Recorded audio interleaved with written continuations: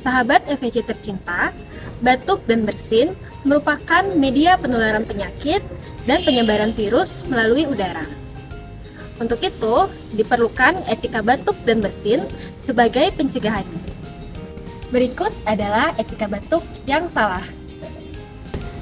Batuk tanpa menutup mulut. Menutup dengan 2 telapak tangan. Menutup dengan 1 tangan.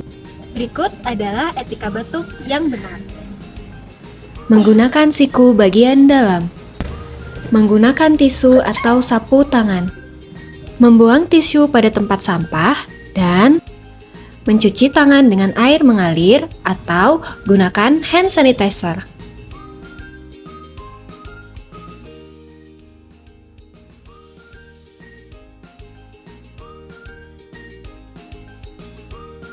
Gunakanlah masker jika Anda dalam keadaan sakit.